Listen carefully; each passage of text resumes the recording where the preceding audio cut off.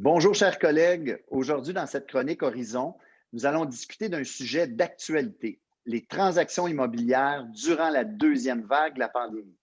Je vous présente mes invités, Maître Claudie Tremblay, vice-présidente exécutive Affaires corporatives à l'OACIQ, qui vont nous rappeler les mesures à adopter dans la situation actuelle. Et on a aussi Charles Brandt, qui est directeur analyse du marché à l'APCIQ, qui lui va nous parler du marché immobilier depuis le début de l'année, puis il va même nous partager ses prévisions pour les mois à venir et même pour 2021. Alors, merci beaucoup à vous deux d'avoir accepté notre invitation. Débutons par faire un survol du marché 2020. Alors, je commence avec toi, Charles.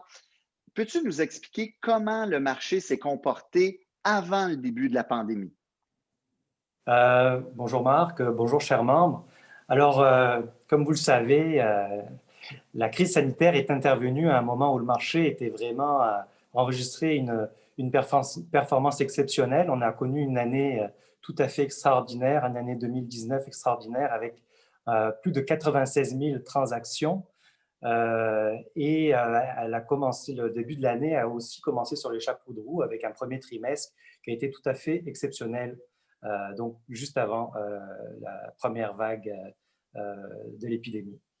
Et là, Charles, la première vague arrive et on a des mesures restrictives. On n'est pas en confinement, mais on travaille avec certaines mesures restrictives. As-tu vu un changement dans le marché?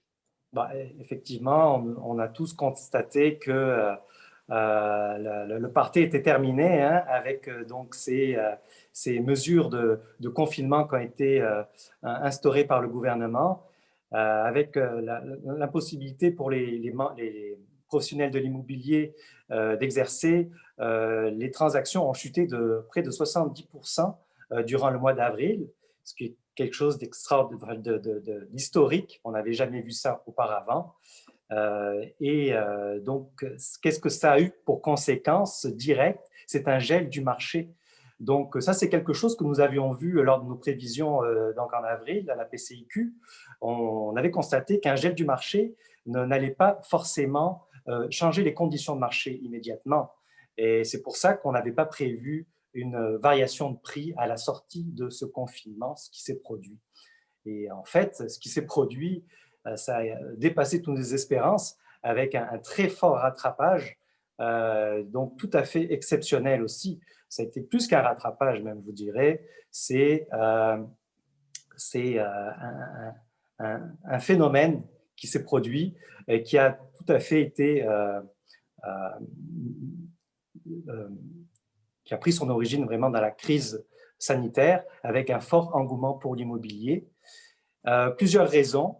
Je vous dirais que, d'une part, les taux d'intérêt aussi, avec cette crise sanitaire, ont été baissés de façon assez exceptionnelle à un taux plancher.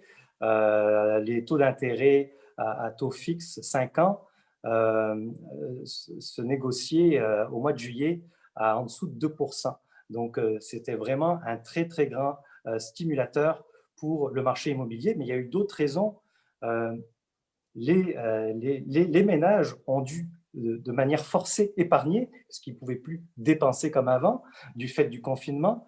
Donc, tout cet argent a été réalloué, en fait, vers l'immobilier, parce que l'immobilier s'est montré être, finalement, un bien essentiel durant cette crise.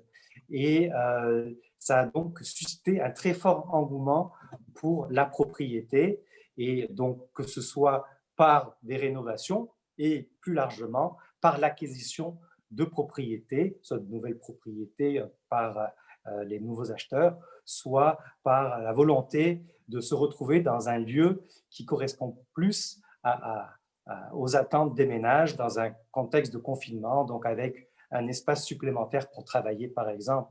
Donc, les besoins ont été revus et il y a eu comme en plus du rattrapage, un engouement qui a fait que maintenant, depuis le début de l'année, on dépasse finalement le niveau de transaction qu'on avait connu sur la même période en 2019. Excellent. Bon, ben écoute, on peut parler vraiment d'un marché en montagne russe et comme tu le dis si bien, on a appris beaucoup de choses au niveau de notre marché, de nos clients, de leurs besoins qui ont évolué. Je me tourne maintenant vers Claudie. Claudie, en ce moment, pratiquement l'ensemble du Québec est soit en zone rouge ou en zone orange. Pourrais-tu, s'il te plaît, nous rappeler les mesures que les courtiers doivent adopter en ce moment? Avec plaisir. Bon, tout d'abord, Marc, merci beaucoup de l'invitation. Bonjour à tous. Très contente d'être là. Dans l'état actuel des choses, le décret gouvernemental n'interdit pas ou n'a pas de restrictions propres au courtage immobilier, autres que les règles sanitaires là, de santé publique, dont on parlera tout à l'heure. Et donc, le courtage immobilier continue comme il se doit dans le contexte. Et les visites de locaux de propriété également ne sont donc pas interdites, elles sont permises. Évidemment, sans vouloir faire peur, ce qu'on souhaite éviter tout le monde, là, l'OACQ inclus, c'est bien sûr de se retrouver au printemps dernier dans la même situation. C'est la raison pour laquelle on maintient évidemment les mesures sanitaires, puis qu'on maintient les meilleures pratiques qui ont été mises en place.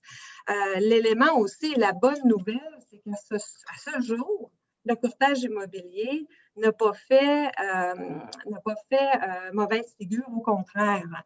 On constate que la très vaste majorité des courtiers immobiliers, des dirigeants d'agences, respectent les règles et mettent ça en place, ce qui fait qu'on n'a pas eu affaire à des histoires épouvantables ou des transactions là, qui seraient réellement problématiques en général. Je ne dis pas que c'est parfait, mais ça se passe plutôt bien dans le contexte.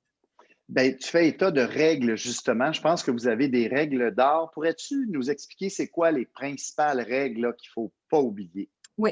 Bien, écoutez, j'ai résumé ça à 4, puis il y en a 3 là-dessus que vous allez avoir entendu à maintes reprises. La première règle d'or, c'est certainement, même dans le contexte actuel, de maintenir le plus possible la priorisation des activités professionnelles à distance.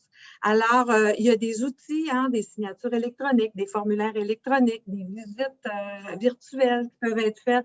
Alors, le plus possible qu'on peut avancer dans la transaction immobilière sans être en contact avec son client physiquement, bien, le mieux c'est. Ça, c'est la première règle. La deuxième règle, c'est celle que de la santé publique, maintenir la distanciation de 2 mètres lorsqu'on est en contact avec son client, toujours, ou d'autres courtiers en collaboration, toujours porter le masque lorsque c'est requis, et le lavage des mains. Alors, c'est les règles sanitaires de base là, qui nous sont répétées à maintes reprises.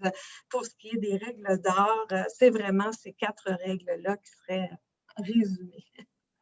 Excellent, merci. Tu nous as parlé de visites, mais on se fait souvent poser la question au niveau des visites libres. Quelles sont vos recommandations pour les visites libres? Bon, premièrement, si tu me permets, je me permettrais de mentionner de rappeler quelques règles sur les visites régulières. Puis je vais répondre à votre question. Je vais répondre à ta question tout de suite sur les visites libres. En fait, il n'y a pas d'interdiction nette dans un décret quant aux visites libres. Cependant, et je le dis tout de suite rapidement, cependant, il n'est vraiment pas recommandé, il n'est vraiment pas suggéré de maintenir des visites libres et de tenir des visites libres. C'est un outil promotionnel sûrement intéressant en pratique, mais dans le contexte actuel, avec ce qu'on vient de mentionner au niveau de la réputation, on est en gestion de risque actuellement au niveau de l'industrie et dans toutes les sphères d'activité possibles. Alors, on est en gestion de risque. Se mettre à risque supplémentaire par des visites libres n'est pas opportun à notre avis et n'est absolument pas recommandé. Pour ce qui est des visites régulières, alors, ça aussi, ce n'est pas l'idéal, mais ce n'est pas interdit, sauf que là, on entre plutôt dans un contexte où est-ce que la visite de la propriété, c'est un élément ou c'est une étape extrêmement cruciale dans une transaction immobilière, on en convient. Alors, le décret permet les visites pour les transactions immobilières, pour des faits de transactions immobilières. Privilégiez dans un premier temps une visite virtuelle. Le courtage immobilier est avancé d'un point de vue TI, je vais le dire de même, et je pense que vous avez et tous ont des outils extraordinaires pour pouvoir avoir une belle qualité de visite virtuelle. Alors, privilégiez dans un premier temps une visite virtuelle avec son client. S'il y a un intérêt du client d'aller plus loin dans sa démarche, bien là, à ce moment-là, on organise une visite physique des lieux, mais avec une planification de cette visite-là. Ce qui veut dire nécessairement, et là, je vais quand même regarder mes notes pour ne pas en oublier. Alors, dans un premier temps, faire signer une déclaration. Cette déclaration, ce n'est pas quelque chose qui est obligatoire, mais la déclaration quant à l'état de santé des participants à la visite va être un indicateur ou à tout le moins une conscientisation de la clientèle, à savoir, bien, si j'ai des symptômes ou si j'ai le virus ou si j'ai été en contact avec quelqu'un récemment qui l'a eu, bien, techniquement, la visite ne devrait pas avoir lieu, pas la visite physique. Deuxièmement, c'est aussi un son de cloche très important pour le consommateur parce que dans le formulaire qu'on a mis en place, on mentionne que le courtier pourrait mettre fin à la visite ou la visite ne pourrait pas avoir lieu si jamais le client ne respectait pas les règles que lui dicterait, en guillemets, le courtier pendant la visite. Alors, ces règles-là aussi sont s'assurer que le propriétaire-vendeur soit à l'extérieur pendant la visite. Le moins de monde possible pendant la visite également pour ce qui est des acheteurs. Alors, c'est peut-être pas le temps, pour faire de discrimination évidemment, mais c'est peut-être pas le temps d'avoir la famille avec les 3 enfants, surtout qu'on veut tenter de limiter qu'on touche les surfaces, les poignées de porte, les comptoirs, les armoires. Alors, le plus possible, limiter ça. Ça veut dire quoi? Bien, il y a certains courtiers qui nous disaient qu'eux ouvrent toutes les portes, ou à peu près, avant la visite. Ils préparent la visite pour s'assurer que les clients n'auront pas eux-mêmes à manœuvrer là-dedans. Nettoyer, évidemment, le lavage des mains avant, après la visite, le port du masque en tout temps. Le 2 mètres est très difficile à respecter dans une visite de propriété. Là, on ne se fera pas d'histoire. Il faut porter le masque le plus possible. Et puis, s'assurer de désinfecter avant et après les surfaces. Ça veut peut-être dire effectivement, puis les courtiers le font, de s'assurer de traîner des lingettes désinfectantes et puis de passer avant et passer après pour rendre une propriété qui est le moins possible dans la propagation du virus est possible avec le fait que ça reste sur les surfaces. Là, dernièrement, on entendait même, et je ne suis pas du tout scientifique, mais on entendait même que c'était rendu aérosol, pas juste les gouttelettes. Alors, vous comprendrez que toutes ces mesures-là doivent vraiment être respectées. Je pense que j'ai pas mal fait le tour sur les visites régulières. Puis quand on dit de prendre les mesures nécessaires, bien là, c'est certain qu'il appartient à chaque courtier de s'adapter en fonction de l'immeuble qu'il a à faire visiter, de s'assurer s'il y a plusieurs visites, et là, je ne parle pas de visite libre, mais s'il y a plusieurs visites sur une propriété, d'avoir le temps nécessaire pour procéder au lavage de mains pour désinfection entre chacune des visites. Cette organisation-là qui est peut-être un peu plus lourde, mais nécessaire dans ce cadre-ci. Écoute, je t'écoutais parler des visites libres, puis je peux très bien comprendre en fait pourquoi vous ne les recommandez pas. J'ai vécu cet été, Charles nous l'a dit tantôt, on était en mode rattrapage, donc on a été très actifs, plus qu'à l'habitude durant l'été. Et je me suis rendu dans une visite libre avec des clients cet été où il y avait un engouement tel qu'il y avait vraiment une file d'attente à l'extérieur. Et effectivement, même si le courtier est de bonne volonté pour tout ce qui se passe à l'intérieur, ce qui se passait à l'extérieur, il n'y avait pas de 2 mètres, beaucoup n'avaient pas de masque et tout ça. Alors, je peux très bien comprendre de ne pas vouloir promouvoir les visites libres. Et j'ai vu, d'ailleurs, c'est une des choses aussi qu'on a adapté dans notre pratique à nous, c'est de tenir l'équivalent d'un bloc de visite. Alors, on peut s'entendre qu'un dimanche après-midi, entre 14h et 16h, il pourrait y avoir des visites, mais les visites sont programmées par rendez-vous. Et s'il y a un grand engouement, je les voyais aux 15 minutes, sinon aux 30 minutes. Les gens sont appelés à ne pas se rendre trop à l'avance et à respecter les heures. Donc, c'était une belle façon de tenir un bloc de visite intensif sans nécessairement être dans un contexte de visite libre. Et là, les règles, je voyais vraiment les règles respectées. Puis à l'entrée de la propriété, plusieurs courtiers ont même une petite table, ils apportent leur propre, tu parlais de lingettes, naturellement de gel désinfectant avant l'entrée, port du masque obligatoire. Et parfois, les règles peuvent même venir du client. Alors, si le client, dépendamment de son profil, c'est des personnes âgées ou ils ont des jeunes enfants, des bébés, ils peuvent même interdire. Tu sais, tu ne recommandais pas que les gens viennent avec les enfants. Je pense que c'est une très bonne idée de laisser les enfants à la maison ou sinon dans la voiture. Mais beaucoup de vendeurs n'acceptent pas les enfants. Alors, ça devient la règle aussi du vendeur. C'est pas mal ce que j'ai observé. Effectivement, puis quand je dis de s'adapter, encore une fois, je réitère, l'idée, c'est pas de faire du profilage ou de la discrimination en regard des enfants ou d'un certain âge, de personnes d'un certain âge. C'est pas ça l'idée. C'est juste que de réfléchir à ça. Puis souvent, quand on l'explique, ça passe très bien. Et puis, on est dans un contexte qui demande l'agilité, qui demande beaucoup de tolérance à l'ambiguïté, ce qui n'est pas nécessairement la nature de tous. C'est difficile d'avoir une recette là, toute faite là, et puis d'arriver avec le dosage de ci et de ça, puis de tel ingrédient. Ça prend cette capacité de s'adapter en fonction de la transaction, de l'immeuble, le type de clientèle, l'engouement, le marché dont faisait part Charles tout à l'heure, l'état du marché. Alors, tout ça doit être tenu en compte.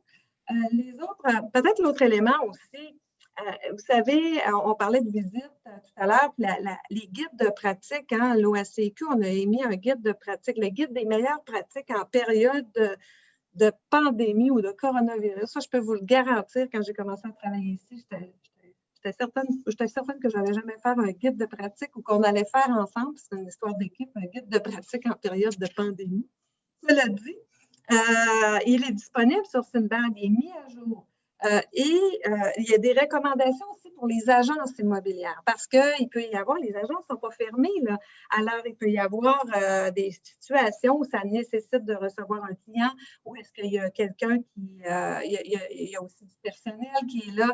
Alors le guide prévoit certaines mesures, ou en tout cas propose certaines mesures pour assurer encore la sécurité tant des employés de l'agence, des courtiers, des dirigeants d'agence et des clients, et avec des sources fiables aussi, des références fiables dans le guide qui sont au niveau gouvernemental, des affiches de la CNESST, le cas échéant. Il y a vraiment des outils intéressants là-dedans qui sont mis à jour, alors n'hésitez pas à les consulter.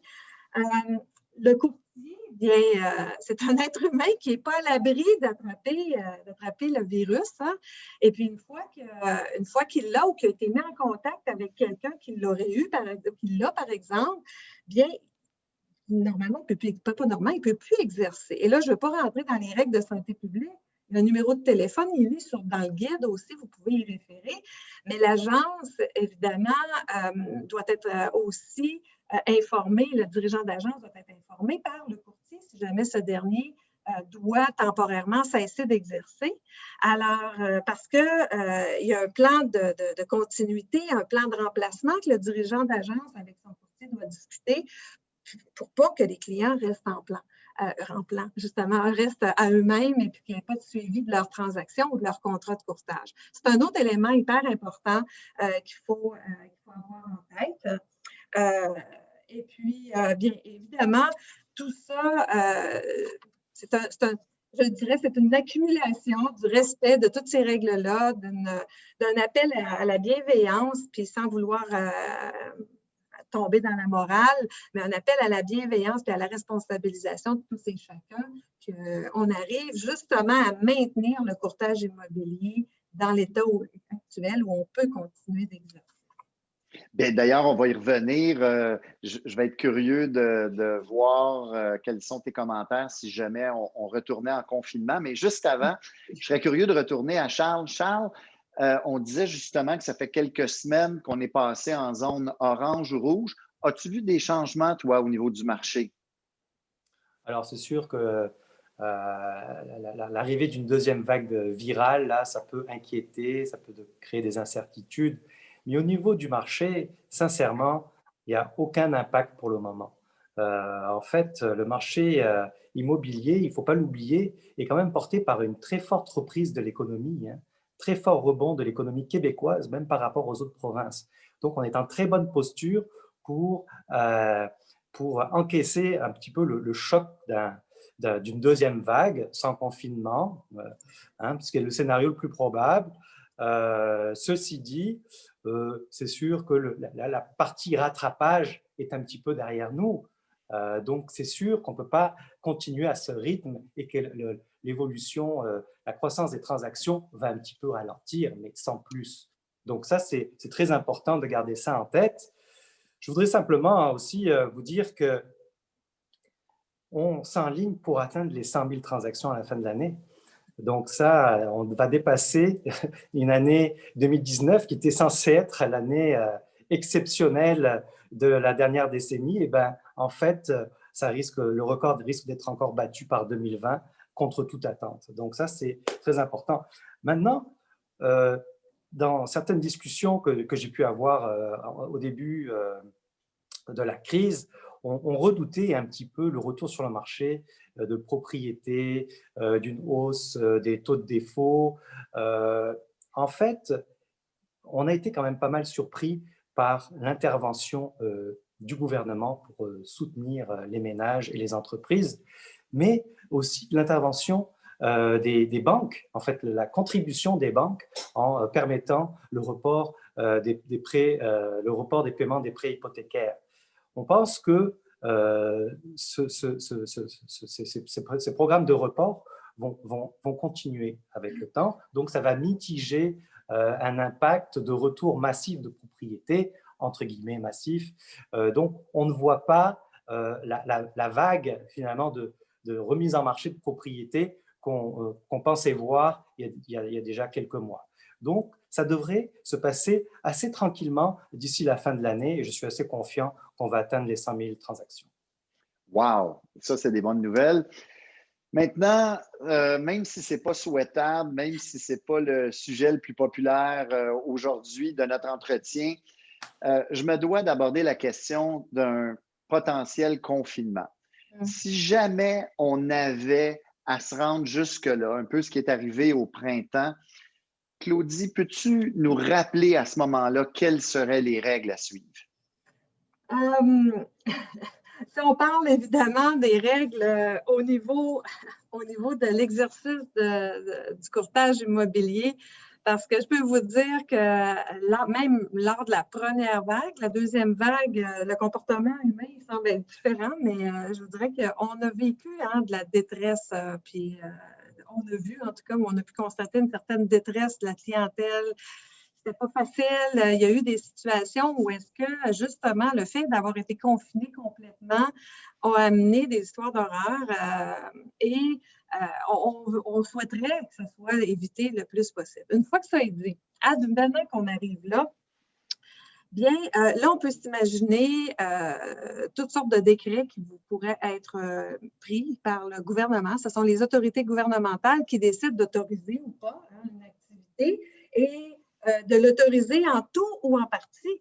Alors, il faudrait dans un premier temps voir qu'est-ce que les décrets prévoiraient comme confinement. Prenons pour acquis, par exemple, là, juste un élément qu'on n'a pas nécessairement tous en tête, mais est-ce qu'on reviendrait avec la notion de services essentiels? Je ne sais pas si vous vous souvenez, mais c'était que les services essentiels qui pouvaient continuer d'opérer à partir du 24 mars. Le courtage immobilier, à ce moment-là, n'avait pas été décrété comme étant un service essentiel.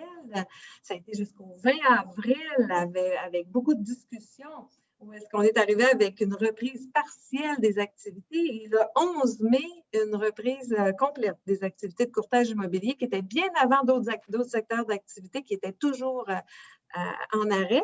Alors, évidemment, on regarderait on regarderait tous ces éléments-là, sauf que tous les outils qui ont été développés, les guides, les foires aux questions, vont reprendre évidemment vie ou reprendraient vie, le cas échéant.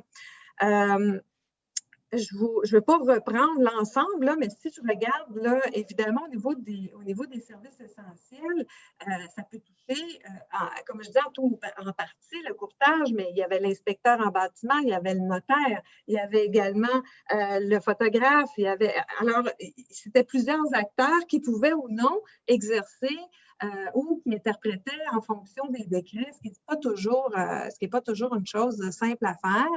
Alors, je vous dirais ce qui nous sauve, ce qui aide en tout cas, ce qui aide grandement, c'est qu'il y a plusieurs actions professionnelles en courtage immobilier, de par l'évolution de l'industrie aussi, ou du courtage ou de la profession, qui ont fait en sorte qu'elles peuvent exercer, ces actions-là peuvent être faites à distance avec ces outils. J'y reviens, mais les signatures électroniques, les formulaires électroniques, les visites virtuelles, ce sont tant d'éléments qui peuvent permettre justement de faire avancer les transactions. Et c'était d'ailleurs une des obligations, même lorsque le confinement complet a été décrété, il fallait quand même pas qu'on laisse à eux-mêmes les clients qui étaient sous contrat de courtage, les transactions qui étaient actuellement en vigueur ou en négociation. Alors, les mesures ont été prises, les règles avaient été dictées pour assurer une certaine continuité dans le contexte. On a vu aussi, Claudie, d'autres professions, parce que tu as fait état tantôt que la profession du courtage immobilier a beaucoup évolué au niveau des technologies. Hein? La majorité d'entre nous ne connaissions même pas Zoom, la plateforme qu'on utilise en ce moment il y a moins d'un an. Mais je pense que les notaires aussi ont évolué au niveau, par exemple, des signatures d'actes de vente.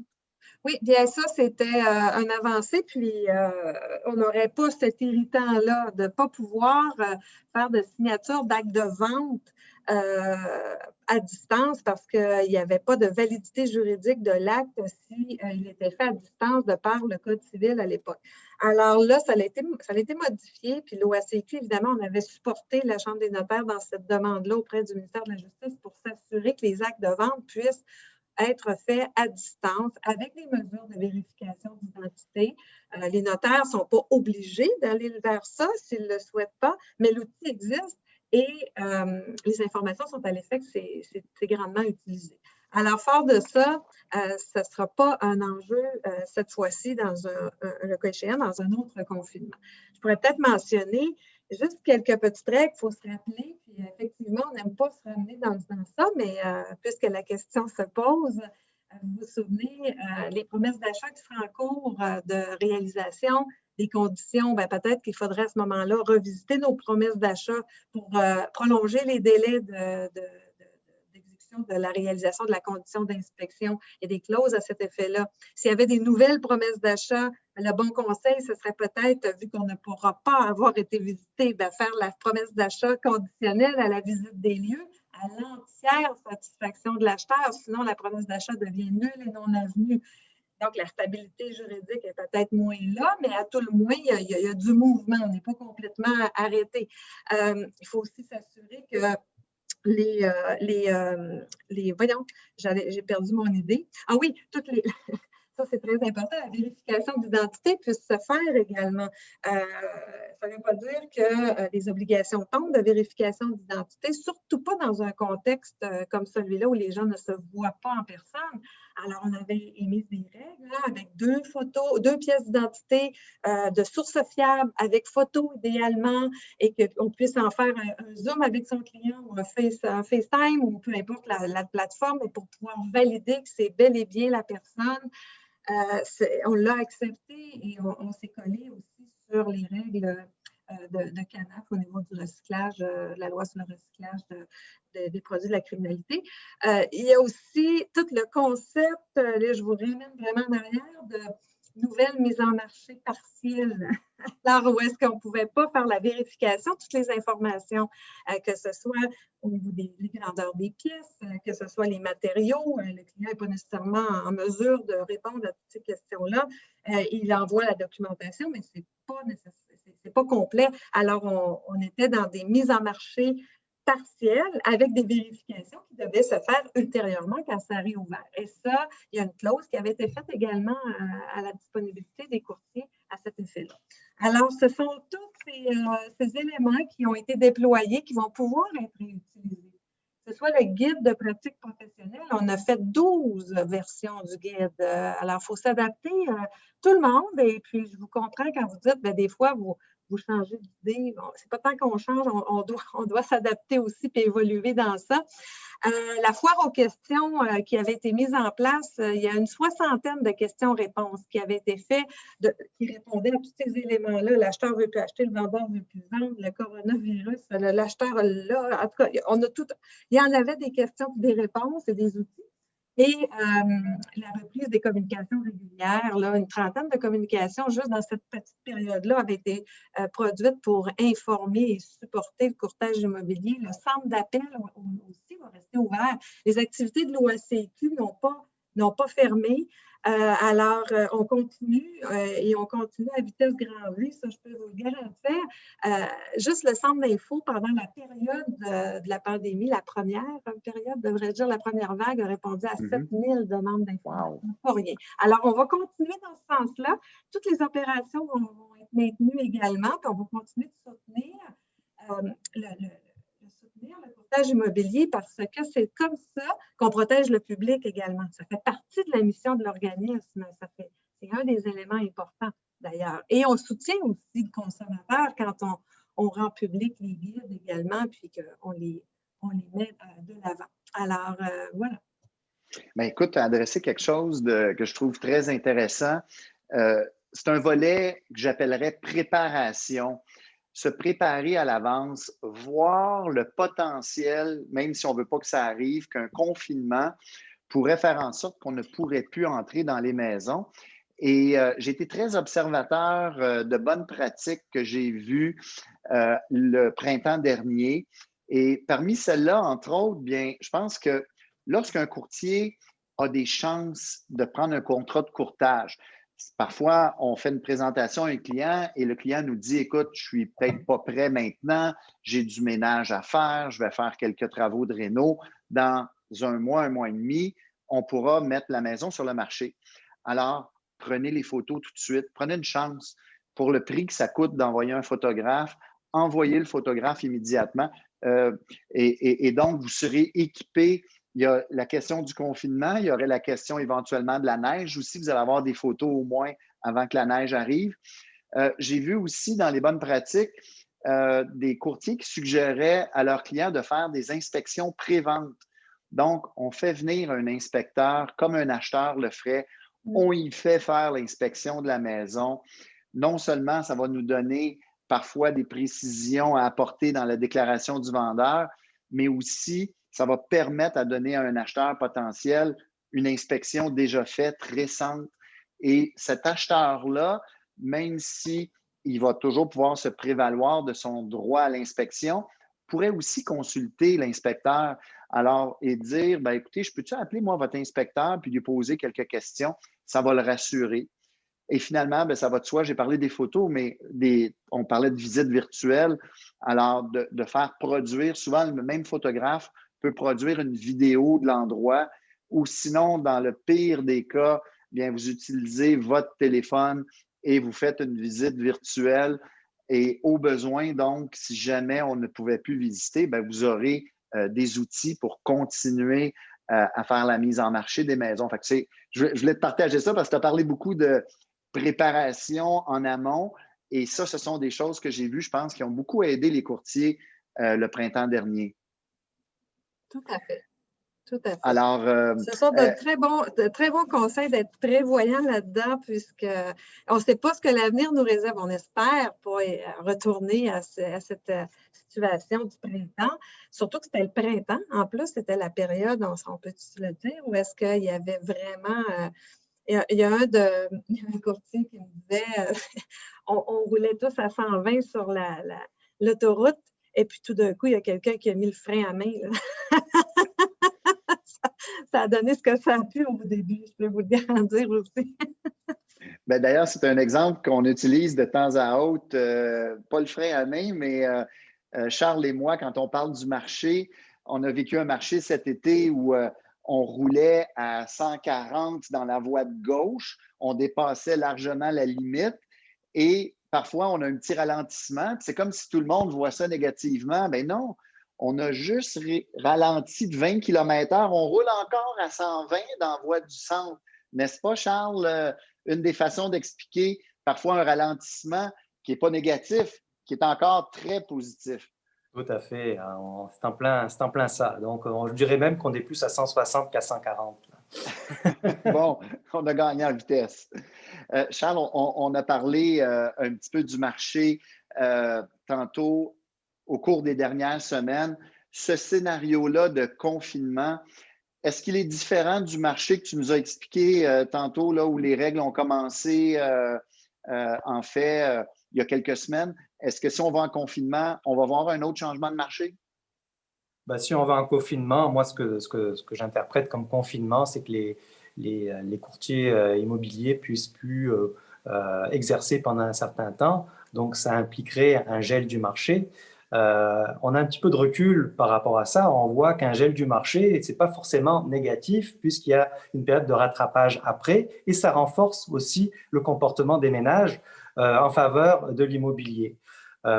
Et en plus, avec tous les supports gouvernementaux, des programmes, etc., toute cette espèce de cette, comment dire, collaboration du gouvernement. Ce n'est pas une crise normale, on n'est pas dans une crise financière ou économique, on est dans une crise sanitaire qu'on essaie de contrôler au maximum. Les gouvernements, même les institutions financières, sont là pour venir soutenir les ménages et les propriétaires. Donc, dans ce contexte-là, on a un petit peu plus de recul que par rapport à la première vague. On sait que tout sera fait pour finalement éviter au maximum d'avoir des répercussions négatives. Donc, on prévoit une phase de rattrapage après le confinement. Par contre, la préoccupation, c'est plus à moyen terme, c'est plus l'impact sur l'économie en général. On limiterait finalement le rebond, le processus de rebond de l'économie en 2021. Et c'est ça qui est un petit peu plus fâcheux. Et c'est ça qui pourrait avoir un impact plus durable sur le marché immobilier. Donc, c'est essentiellement ça. Maintenant, parce que le taux de chômage va forcément remonter s'il y a un confinement. Ceci étant dit, il faut rester confiant. Nous sommes dans un marché qui est quand même extrêmement vendeur et qui peut encaisser un choc supplémentaire avant de se retourner. Naturellement, on veut tout faire pour éviter le confinement. Claudie, tu nous as donné plein de bons conseils, des règles à suivre. On peut aussi penser que ça peut être... Il ne faut jamais baisser les gardes, je pense, hein, parce que ça peut être l'affaire d'un seul courtier qui baisse les gardes à un certain moment et qui causerait en fait une propagation du virus à l'intérieur d'un après-midi de visites qui se succèdent les unes les autres. On se trouverait sur la place publique, ça affecterait notre réputation. Alors, et toi qui as l'expérience justement de représenter la profession au niveau du gouvernement, c'est un scénario qu'il faut éviter à tout prix. Ah, complètement. C'était tout à l'heure, je pense que je mentionnais que c'est une gestion de risque. Alors, une crise pandémique, c'est une gestion de risque et le risque réputationnel en est un. Le consommateur, s'il entend ça, ben, il ne voudra plus faire affaire avec le courtage immobilier. s'il voit que c'est un vecteur de propagation du virus. Puis la même chose, le gouvernement, s'il voit la situation évoluer, pas nécessairement dans le bon sens au niveau de ce secteur d'activité, bien, pourrait décider de prendre des mesures qu'on ne souhaite pas. Alors, ce n'est pas pour faire peur au monde, mais c'est une réalité. C'est une réalité et tous ces éléments-là sont monitorés, je vais le dire de même, là, en bon français.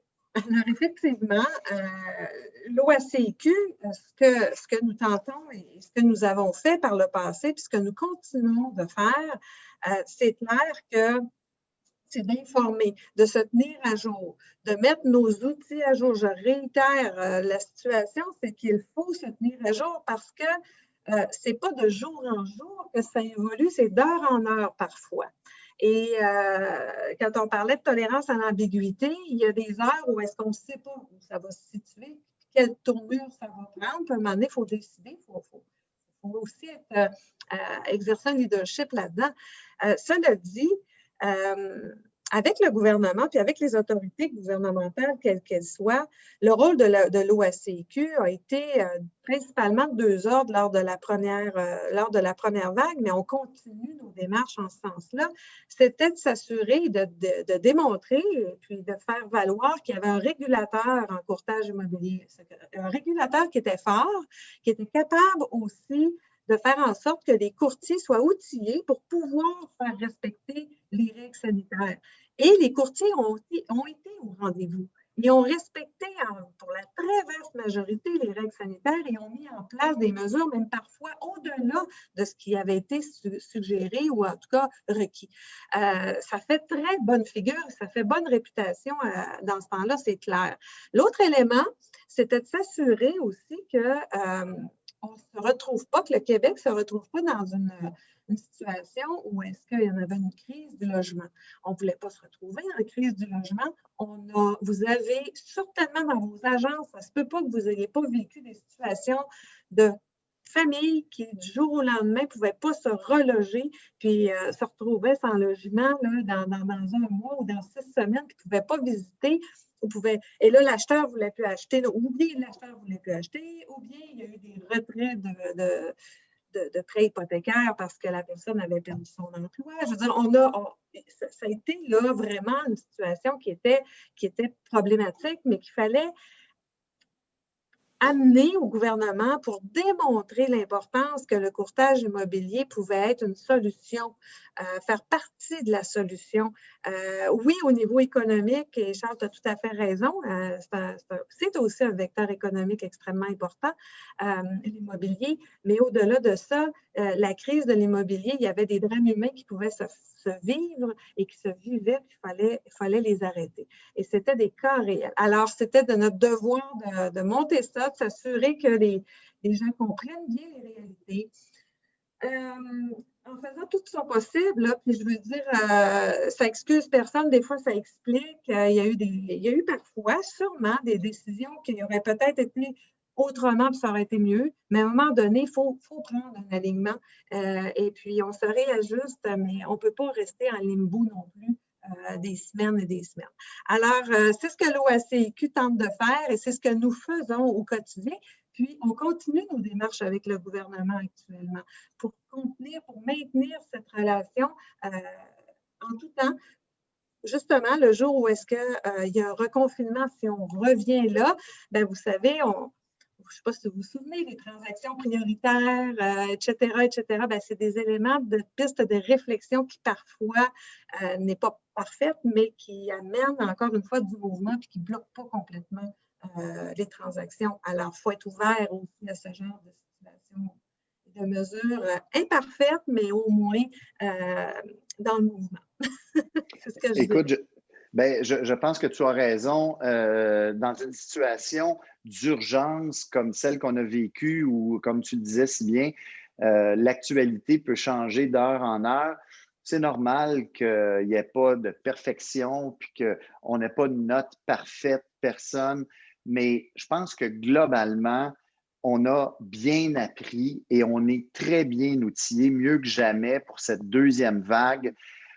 La profession immobilière, on s'en tire bien. Je pense que vous l'avez mentionné. Si on se compare à d'autres professions, Je pense qu'on a eu beaucoup d'inquiétudes au printemps, mais on s'en est bien sorti, malgré qu'on vivait au jour le jour la situation, un peu pour reprendre une expression de François Legault, on réparait l'avion pendant qu'on était en vol. Alors, ce n'est pas toujours évident, mais on s'en est bien sorti de façon globale.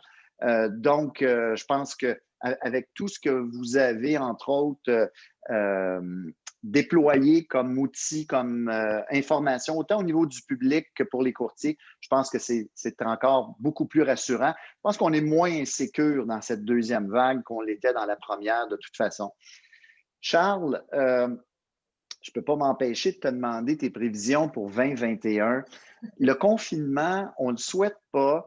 Je pense que les chances dans notre profession, avec tout ce qu'on s'est dit aujourd'hui, sont peut-être plus minces, ne sont pas nulles, sont peut-être plus minces qu'elles étaient au printemps. Si on réussit à éviter ce fameux confinement et qu'on reste sur des mesures restrictives, comment tu entrevois 2021? C'est sûr que 2021 va être une année moins faste, hein. Ce sera moins actif que ce qu'a été en 2020, forcément.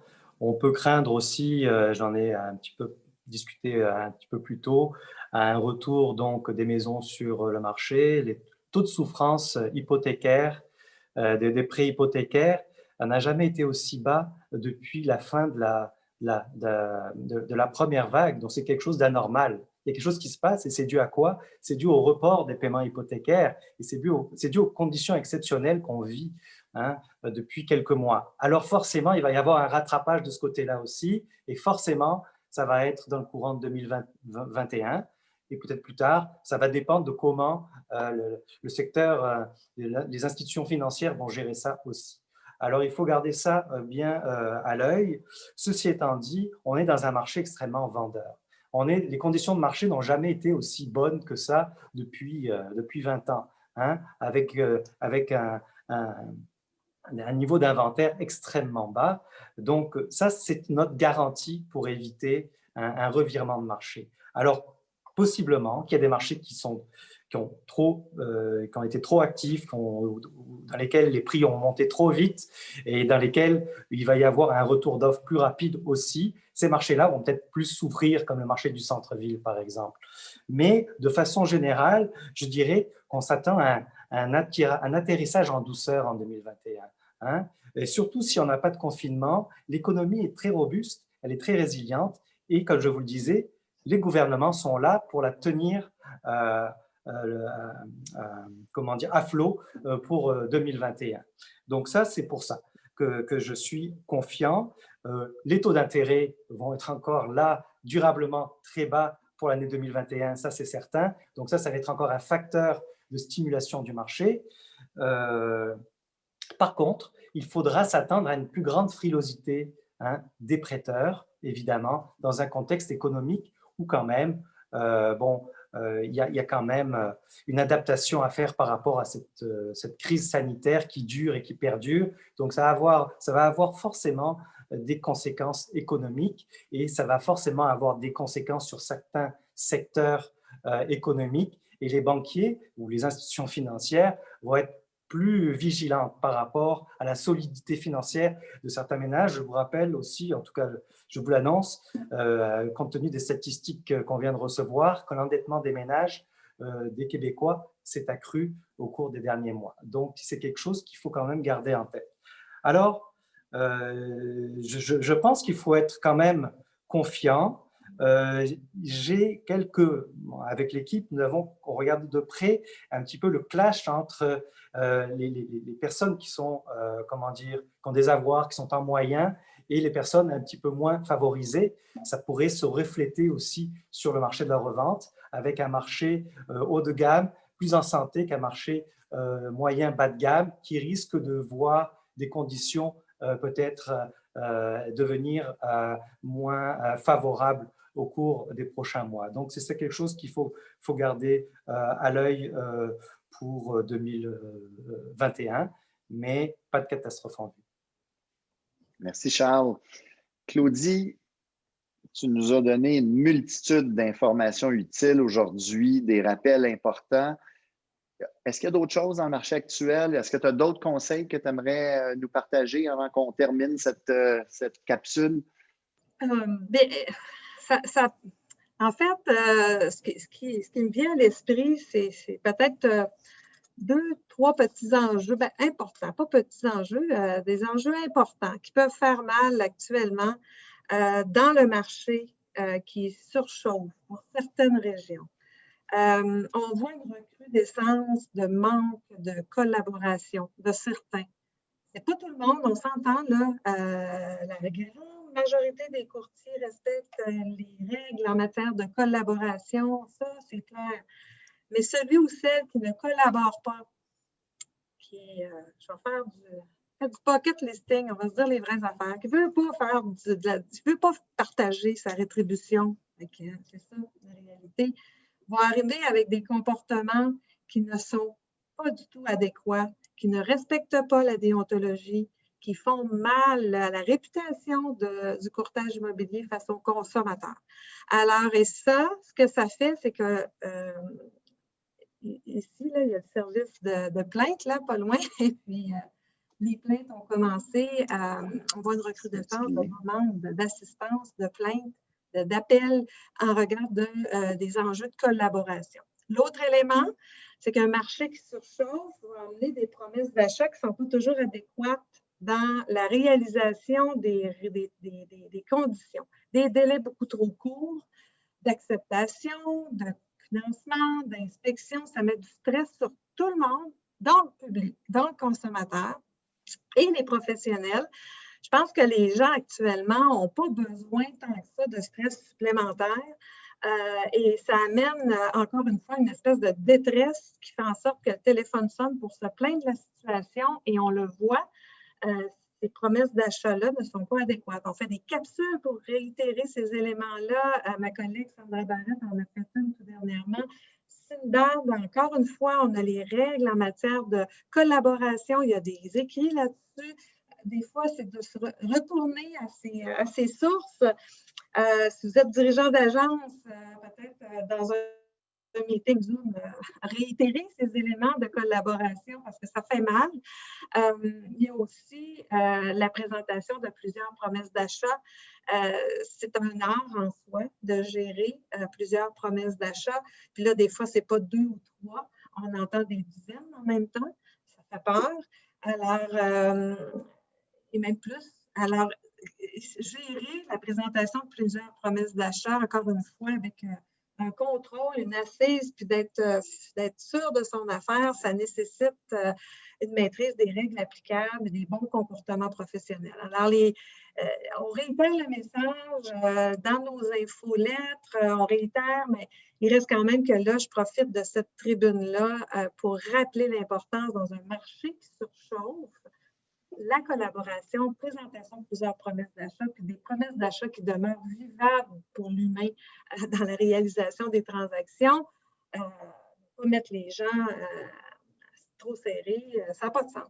L'autre chose aussi, c'est là, l'expérience le dit, la personne qui n'a pas collaboré en 2020 risque d'avoir des enjeux face à ses collègues éventuellement en 2022, 2023, ou est-ce que là, la collaboration risque peut-être d'être nécessaire pour pouvoir trouver des acheteurs et vendre les propriétés. Alors, puis les gens s'en souviennent. Alors, ça, c'est clair. Alors, c'est un jeu qui est dangereux. Voilà. N'ayons pas de vision à court terme. Alors, écoutez, merci beaucoup, Claudie et Charles, pour vos bons conseils. Je pense qu'en résumé, on peut dire que prudence et bonne collaboration sont de mise. Si vous avez apprécié la capsule vidéo, je vous invite, si vous aimeriez la reconsulter, je vous invite à visiter l'extranet de l'APCQ. Elle y sera déposée dès demain après-midi. Alors, en terminant, chers courtiers, bon succès dans vos transactions immobilières et surtout, soyez très prudents.